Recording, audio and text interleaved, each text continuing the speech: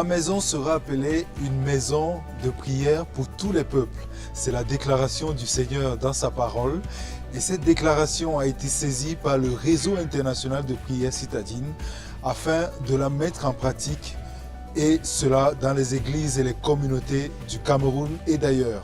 C'est donc l'objectif d'un programme qui est mis en place pour pousser l'Église à prier pour les nations afin de restaurer les nations et de les établir dans leur destinée prophétique.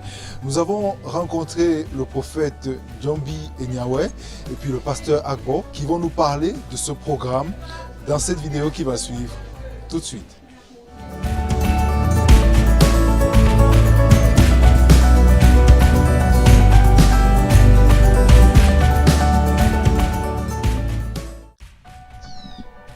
Tout le monde parle aujourd'hui dans le corps de Christ universel du réveil de l'Église. Mais nous n'avions pas encore reçu la méthode.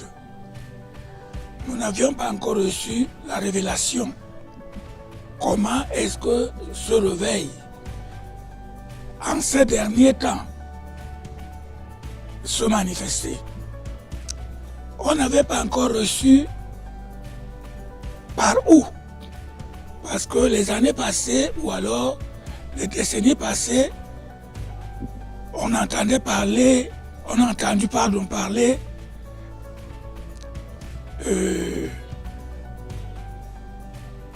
des États-Unis, d'Amérique. On a entendu parler de plusieurs nations. Mais le corps de Christ universel, pour ceux qui prient, reconnaissent que le réveil de ces derniers temps doit venir de l'Afrique. Et de quelle Afrique? De quelle zone d'Afrique? La plupart de ceux qui intercèdent, parce qu'il y a prié, il y a intercédé, il y a combat spirituel, il y a tout ce que vous pouvez faire, vous pouvez dire de la prière. Mais pour ceux qui intercèdent, nous sommes pratiquement tous d'accord que le réveil de ces derniers temps doit venir de l'Afrique centrale. Et comment donc faire pour découvrir? Ce ne sont que ceux qui intercèdent, ceux qui sont des sentinelles. C'est à eux que le Seigneur donne la révélation parce qu'il est écrit « Sentinelle, que vois-tu de la nuit ?» Sentinelle. Qu'est-ce que le Seigneur dit de l'avènement de Christ? Sentinelle, que dis-tu de la situation de la ville, de la nation, de la Syrie, de l'Israël, du monde? Que dis-tu? Donc ce sont des sentinelles, aux sentinelles que Dieu révèle. Comment est-ce que ce réveil et par où il doit commencer? Alors le programme que le Seigneur nous a révélé de mettre en place pour répondre à votre question, c'est de mettre en place, de nous rappeler ce qu'il avait dit. Il avait dit, avant son départ, même pas avant son départ à Jérusalem, il avait dit, ma maison sera appelée la maison de prière pour toutes les nations. Il n'a pas dit en Israël, il a dit ma maison. Il n'a pas situé le lieu, parce qu'aujourd'hui, nous parlons beaucoup de choses, mais nous n'entrons pas dans le conseil de Dieu pour avoir la révélation de tout ce qu'il dit. Il dit, ma maison, je bâtirai ma maison. Et les portes de ce de monde ne pourront point contre elle. Et pour cela, elle sera appelée la maison de prière, la maison de l'entretien de l'homme que j'ai créé avec moi. Donc, nous ramenons le peuple de Dieu de connaître et de savoir qu'aujourd'hui, nous devons revenir à la base. Faire de nos églises, pas des églises de manipulation, pas des églises, comment on appelle ça, de tout ce que nous faisons aujourd'hui, mais des maisons de prière pour répondre à l'appel de Dieu des derniers temps.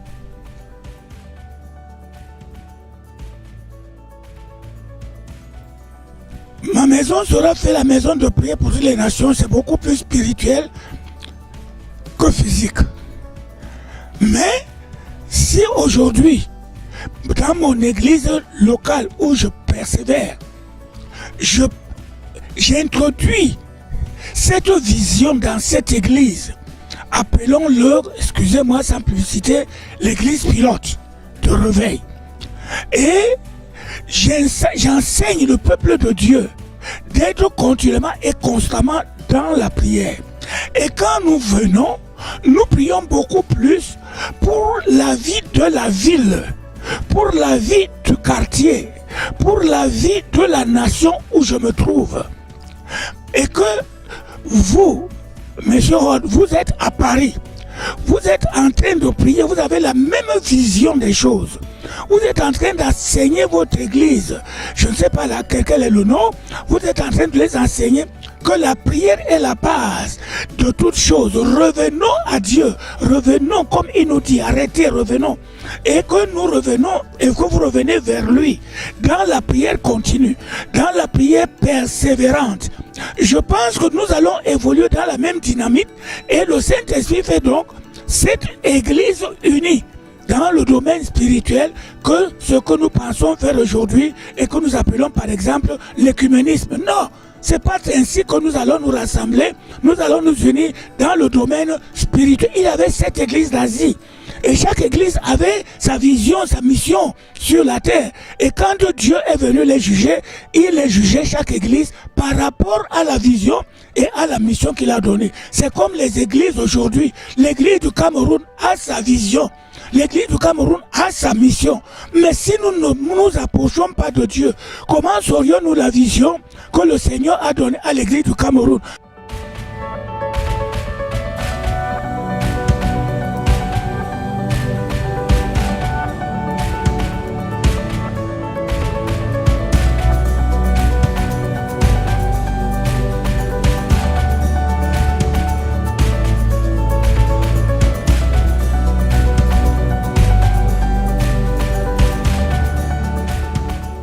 Chaque nation a une vision spécifique.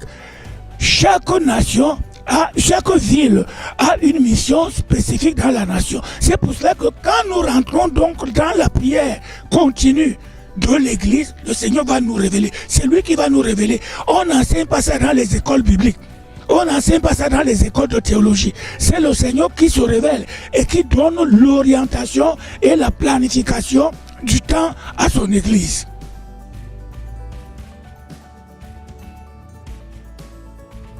Chaque église de la nation doit connaître sa vision et sa mission. Pour ceux qui veulent connaître la vision du Cameroun et la mission, notre mission, c'est de donner naissance à la Centrafrique. Spirituellement, matériellement, politiquement. C'est la mission que Dieu a donnée aux Camerounais qui ne connaissaient pas leur vision. Apprenez-le aujourd'hui. Regardez notre carte géographique. Vous allez voir ce triangle national. Vous allez voir comme une femme qui est à genoux, qui est en travail et qui est enceinte. Vous allez voir que la Centrafrique est dans le sein du Cameroun. Regardez dans votre carte, dans votre maison, n'importe où vous allez voir que le Cameroun est dans le sein de la Centrafrique. Et c'est le Cameroun spirituel, matériel, économique, politique qui doit donner naissance à la Centrafrique. Et l'Église de Dieu a beaucoup plus de travail. Pourquoi? Parce qu'il faut d'abord créer ça dans le domaine spirituel, par la prière. Et ainsi, soyez-en certains, ce Dieu qui a établi les rois, il va également les toucher de la même manière qu'il nous touche pour qu'eux aussi politiquement, sans qu'on se concerte, ils donnent naissance, ils s'occupent beaucoup plus de la Centrafrique. Ce Dieu-là, il va toucher les économistes. Ils vont s'occuper, c'est-à-dire ils vont avoir le fardeau, sans savoir pourquoi, pour s'occuper de la Centrafrique. C'est un exemple parmi tant d'autres. Et chaque nation donc doit connaître sa vision. Et quand Dieu entre dans l'église, il vous révèle ce que le plus urgent qu'on devait faire. C'est pas toujours alléluia, amen, alléluia. Non, le plus urgent, la priorité de ce que vous devez faire. Camerounais, Camerounaises, de l'église, corps de Christ, sachez que notre vision, c'est donner naissance à la Centrafrique. Comment faire? Pour le faire, chaque nation et chaque personne doit avoir un jour où il se consacre à Dieu, un jour que tu pries, que tu jeûnes uniquement pour ton pays, le Cameroun, et ensuite pour la Centrafrique. Laissons d'abord Israël. Je vais vous en parler d'Israël une autre fois. Parce que les gens aujourd'hui confondent Israël d'antan avec Israël d'aujourd'hui et le programme de Dieu d'aujourd'hui par rapport à Israël. Tout est écrit dans la Bible. Ce ne sont pas les analyses politiques ni scientifiques. Non. Tout est écrit dans la Bible. Il faut seulement avoir la révélation. Mais pour le moment, notre devoir, c'est de tout faire pour que la Centrafrique soit une nation. Et quand elle sera une nation, elle a aussi sa vision.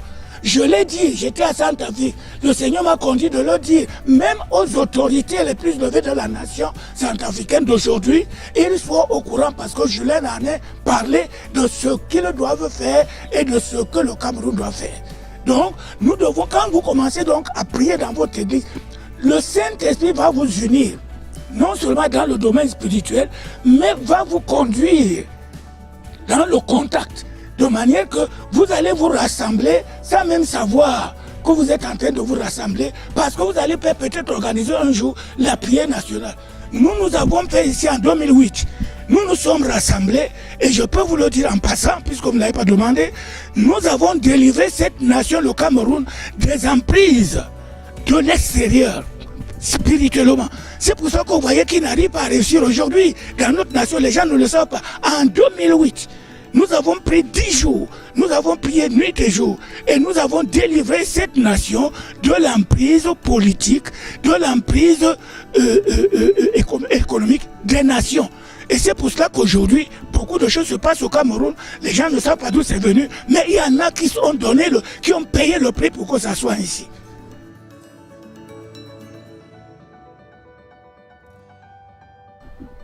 Le Seigneur ne nous a pas envoyé d'aller juger les communautés.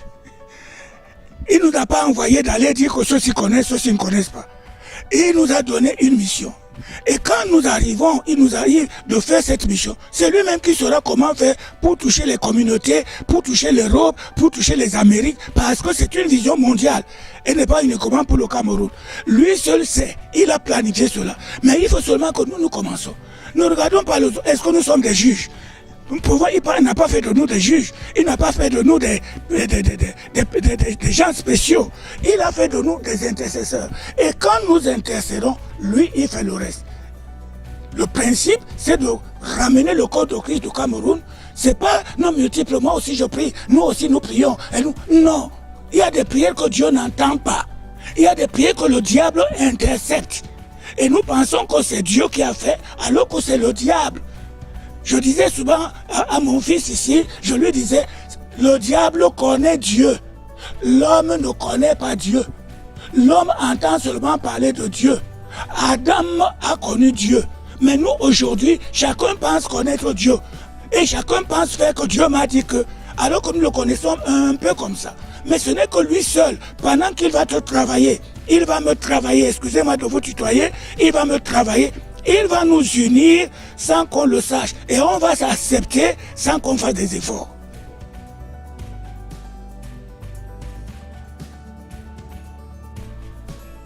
En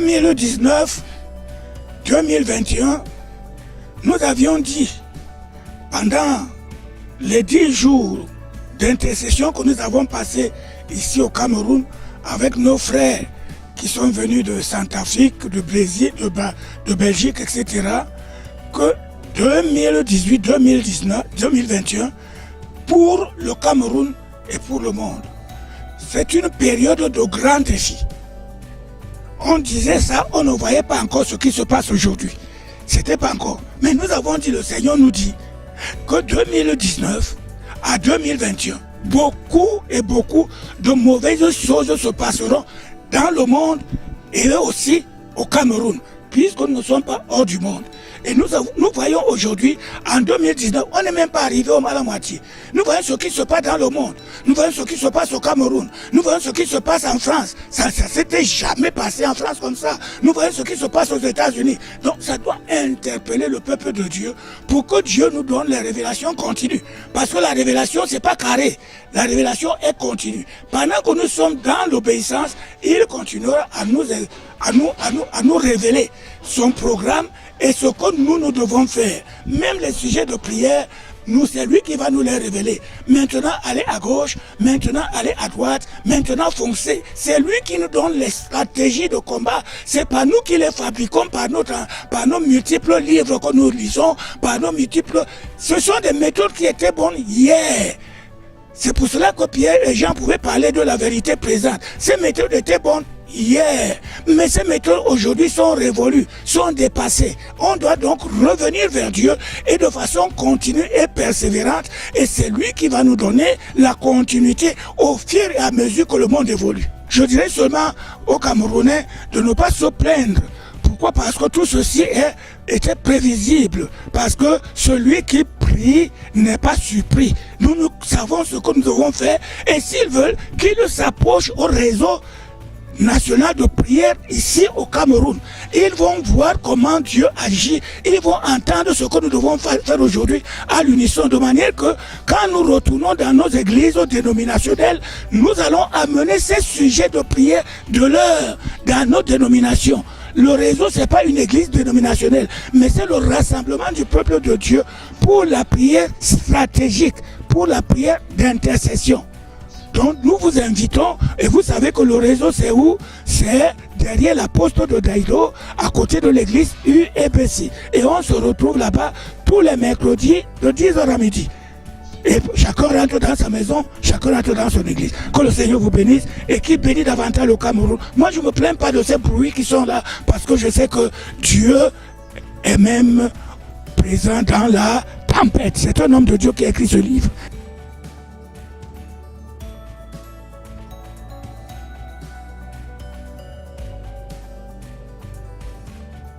Yeah, the project Arise Africa, if we can say so, in French, L'Étoile l'Église Afrique. Even when we say Arise Africa, we are focusing on the church. It's a project that the Lord gave to the inspiration to his manservant, Prophet Jombi in Yahweh, the prophet to the nation. Actually, the project is from the inspiration of the 2015 Congress that was held here that brought delegates from other countries, Central Africa, Congo, and within the project, the theme of that year, 2015, was Un vent nouveau souffle sur l'Afrique. Oh Dieu, sauve l'Afrique. That's to say, a new wind is blowing over Africa, and oh God, save Africa. And from there, there have been consistent prayer for Africa. And this time, the Lord began to speak to him that the body of Christ needs to be mobilized so that they can be restored in the place of prayer, to be able to get the nations transit into their prophetic destiny. So this project or program is in that line, to mobilize the church, the body of Christ, to go back to their primary assignment as priests, to pray, and in the place of prayer, the nations will be restored in their mission that they have in God. You know, mobilization also is not a very simple activity, but also when he received the vision, God also gave him an inspiration. And the inspiration is coming from Matthew chapter 21, that says that my house shall be called a house of prayer. That is for all nations. That is to say, it is a restoration of the house of God as a house of prayer that actually affect the destinies of nations. So in that quote, the program, the strategy that has been put in place is to restore Christian. Personally, every Christian must be restored back to the place of prayer. And in that, there's a strategy that has been put on ground that every Christian in the land should take a day that is consecrated to pray for his life, to pray for his city where he is, and to pray for the nation. One day, fasting and prayers. to pray for his life, to pray for the city, to pray for the local assembly also where he is, and to pray for the nation. So every Christian must have a day. Now, in the synergy of Christians praying, you can be taking Monday, I'm taking Tuesday, somebody's taking Wednesday. There will be a synergy of people praying every day in the land, lifting up holy hands to pray for the salvation of their personal salvation, the salvation of their assembly, the salvation of their city. For those who are in Kumba, praying for Kumba. For those who are in Douala, praying for Douala. For those who are in Yaoundé, praying for Yaoundé. And then for the salvation of the entire nation. Yeah, there's also a strategy that goes for assemblies. That is to say, every first prayer meeting of the month, because every local assembly has a day that has been dedicated as a prayer meeting. In some churches, it might be Tuesday, some is Wednesday. But the concept is that the first prayer meeting of the month should be dedicated to pray for the territory where the church is.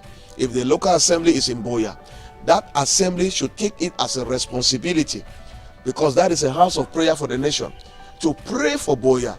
That first prayer meeting of the month is dedicated to pray for their territory, to pray for their city, to pray for their nation. The project is going to go to Central Africa, go to Gabon. So wherever it goes, the people should be able to pray for their territory. The first prayer meeting of the month, that is a strategy for the assemblies.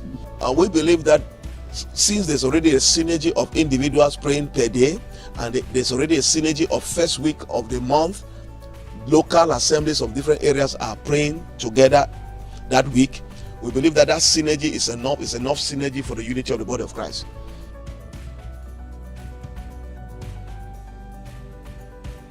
Okay, because there's already this program is well strategized. There are prayer topics. That's to say, there will be a group like when you connect to the program, you'll be able to get into a WhatsApp group that will be giving you information on how to follow. So there's directives. Every month, every week, you'll be able to have directives, prayer topics, and what to engage in, what actually to concentrate in when you are praying. Actually, prophetically, it was revealed that these 3 years are going to be 3 years of challenges for the nations, especially Cameroon, in the 10 days of prayer that was held in the City Prayer Network headquarters. Now, after that time, this project also is designed to also help the church to carry the nation through these challenging years in the place of prayer. It doesn't matter how the challenge is, the church should not be afraid. The church should go back to the place of prayer. My house shall be called a house of prayer for all nations. Go back to the place of prayer. Church of Kumba, go back to the place of prayer. Church of Douala, go back to the place of prayer. Church of Boya, Church of Bamenda, go back to the place of prayer. And once we are in the place of prayer, it doesn't matter the challenge.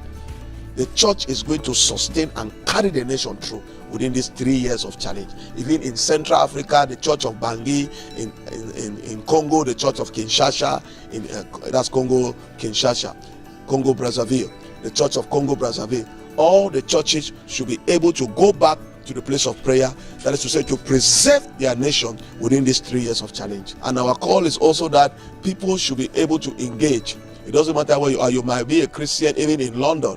You can also engage when you get to this video, because it's going to go through YouTube, it's going to go through televisions and radio.